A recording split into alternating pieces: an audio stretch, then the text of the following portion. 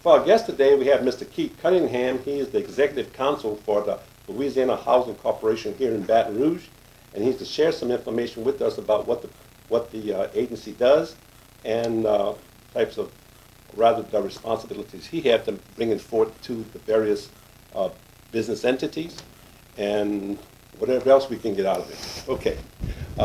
Keith, my friend, nice to have you on board. My pleasure, my pleasure. Yeah. One slight correction. Okay, let's start off right. The executive director of the Okay. Louisiana Housing Corporation. I am the executive counsel as well, but they've pushed me into the executive director's role. I didn't know about that one. Well, yeah. things happen quickly. Yeah.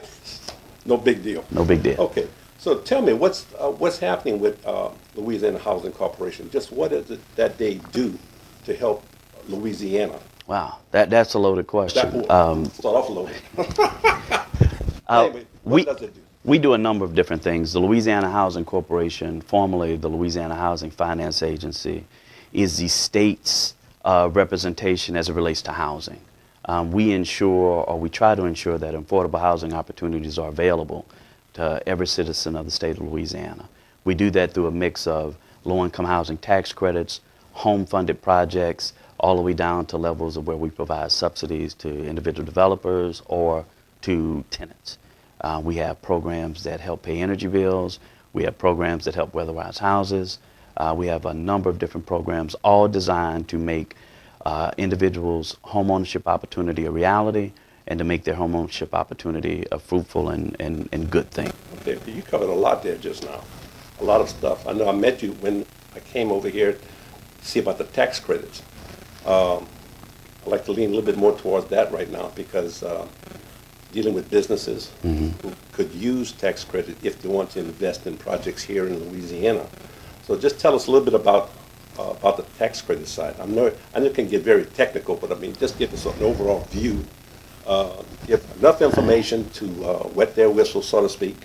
Give them some information as how does it work. Okay. Well, the low-income housing tax credit program is an IRS-funded program. It's a program that gives the individual an opportunity to get credits for developing affordable housing. Those credits are then passed through a syndicator and sold to investors for $1 or a basis of $1. That money is then used to actually create the development. So it's really a unique opportunity and probably one of the most successful housing programs that the United States has ever created. We've been able to do so much after disasters. So much is just meeting affordable housing needs in the state through the low-income housing tax credit. Yeah. The low-income housing tax credit requires individuals to meet certain income requirements in order to live there and certain other conditions and other requirements. But it's really designed to give people who are low to moderate income an opportunity to have safe, decent, and affordable housing. Okay. That's something we desperately need here in Louisiana. Absolutely. And especially after the various floods we've had and for rehabilitation or rehab, of the houses. But for a business or an employee wish to get involved with tax credits, is there any amount of money that if you want to get involved with it, like if you want to do a $100 million project? I'm sure you'll say yes. Well, it's all about, it all depends. Yeah. It really is about the opportunities that are available. We encourage leveraging of dollars. We encourage taking dollars from all different sources to help drive down the cost of these developments because housing just continues to rise. The cost of housing continues to rise. And so in order to make those housing opportunities reality, we look to create a framework where we can work with local developers, we can work with local stakeholders, and try to provide opportunities to help them meet their needs. We don't want it to be a situation where Baton Rouge is telling you what your housing needs are. Right. We want to work with you so you understand what your housing needs are so you can develop programs to address them. Low-income housing tax credits are just one vehicle for us to do that. We have several other programs that we fund, that we work through, that we believe, if done right, will help us achieve the goal of providing that housing, that much-needed housing. I'll tell you what, just for the sake of argument, not argument, but I'm a nonprofit. Okay. It's designed for veterans. But of course, when I put it out there on TV and radio, the public hear it as well. So it's for everybody. Okay. Uh, could you work with me? Well, absolutely. Absolutely. We don't design the No, projects. no. I mean, if I come with a project, If you came with a project, $10 million project, or 15 million, or 50 million, okay, you could work with me. definitely. Okay. Definitely. I would ask you then, is how do we do this? And that's where it gets complicated. Yeah, yeah. I don't want to get into that now. Okay. Let's just, Well, the idea we can work together. absolutely. We do funding announcements, and we do what's called a QAP, process by which we qualify projects to participate in our program. Okay. And so it's a competitive process. So you bring your project to the table along with anyone else who has an idea and a concept that they want to provide affordable housing.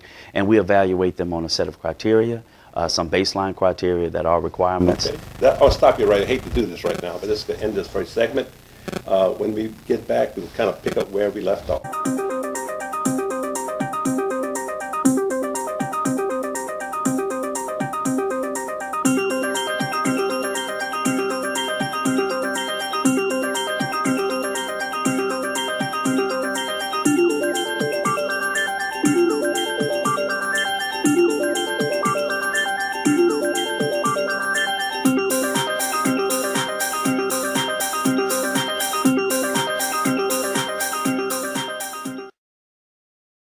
Okay, we are back with Mr. Keith Cunningham. He's with the Louisiana Housing Corporation. He's the executive director, and he's going to pick up where he left off from the first segment. Keith, my man, nice to have you on board again. So tell me, you were talking about these tax credits, I think. Yeah. So where did we go from there? So as part of the process, what the agency has done, unique for the first time, is we've created workshops. And in those workshops, we want to hear from the public as to what issues relate to housing and what the agency can do to try to address those through the low-income housing tax credit process. It's also an opportunity for individuals to understand it in detail, what the operation looks like, what the requirements are, and what we need to see as an agency in order to fund the project. Mm-hmm. Those workshops we've already conducted the first one. The second one will be conducted January. Sometime this month. Yeah. And then there'll be a third workshop. And at the completion of the workshops, the culmination of all of this will give us a document, a QAP, that we'll then publish after the governor signs it. We'll publish this QAP, and the QAP will then be used as a method to fund projects. Okay, okay.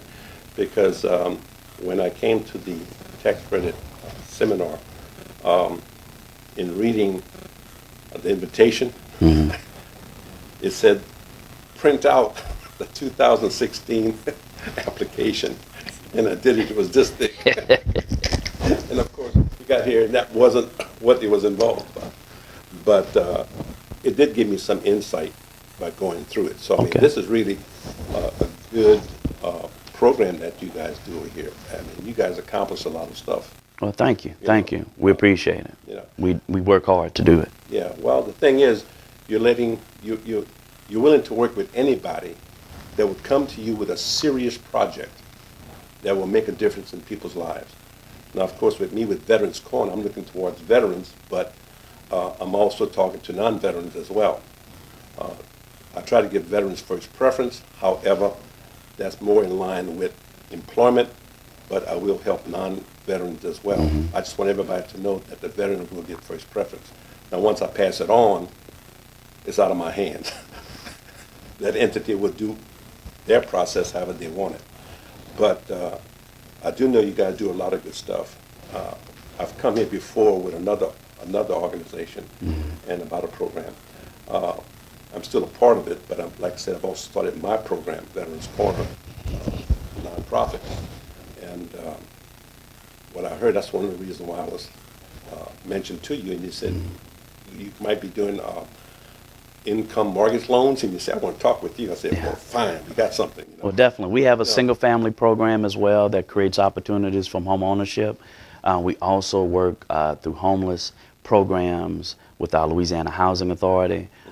We have a number of different programs all across the state, continuum of care, ESG, a lot of programs designed to help individuals who are homeless or near homeless. What we find is it is much easier for us, it's much cheaper for us, and it's much better as a state for us to address issues before they become dramatic. Okay. It's just a cost savings Right, measure. right. If I can assist you before you become homeless, it becomes easier for me to assist you. Or if I can create a housing opportunity for you, then I can wrap around all the other services that may be a component of what you need as a veteran, or as someone who's homeless, or as a mother of a single mother with children, Right. or any number of different avenues that people find themselves in that can kind of lead them down a road that is not favorable. Yeah, like just recently, I was in a Burger King, and I ran across a veteran who was listening to my conversation, and we jumped in. He said, "Yes, I was homeless, and now I have a job. I'm back up on my feet and everything. But if there's a chance of providing housing for the veterans, okay, even for non-veterans, but whatever project comes up, if I say, well, we have a 50 housing units we want to put up in this area, okay? So we come to you, and with our project proposal to you, and you sit down there and you examine it, and analyze it, and to make sure it fits your requirements." Right. It would, and again, it's a competitive process. Most of what we do is a competitive process. So, what we would like to do is understand who wants to participate in our programs, and we want to give them the tools to where they can compete on a level playing field. Okay. So, we want to give you an opportunity, or whoever is designing veteran housing, to understand what the agency is looking for, to bring your sources and your uses to the table, so we can identify where your gaps are and try to fill those holes to make that housing a reality. Yeah, well, I find that a lot of the gap is financial. That's the biggest gap. Right, right. Find someone who's willing to maybe put up $100 million or $50 million or whatever. Definitely. And like you also mentioned too, maybe there's a chance of doing some leveraging involved with that. Always, yes. So I really want to talk with you about that off record, after the show. But you operate in all 64 parishes, right? Yes. Do you have an office in every 64 parish, or just certain, like Lake Charles, you have one? No. We actually have one main office here in Baton Rouge. Well, I'll tell you to stop right here, okay, about the location. We'll be back to the second segment and come back to the third.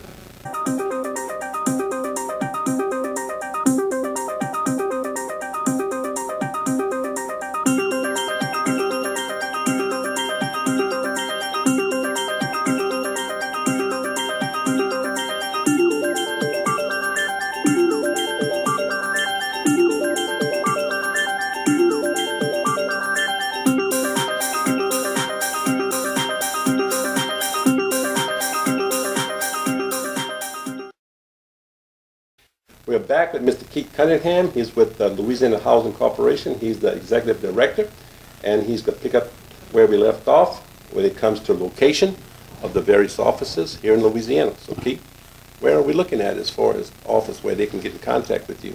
Definitely the 2415 Quail Drive location here in Baton Rouge. Okay. That's the main office. This is where our board meetings are held. This is where a number of our community meetings take place here at this building. We also have a building on Industrialplex, which is our weatherization training building.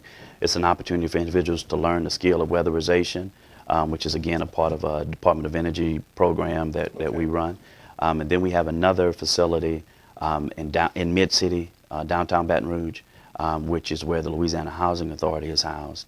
And that facility is also a 60-unit apartment complex. Okay. So we are mainly focused and campused here in Baton Rouge, but we have the opportunity and the ability to reach out to any area of the state just upon call.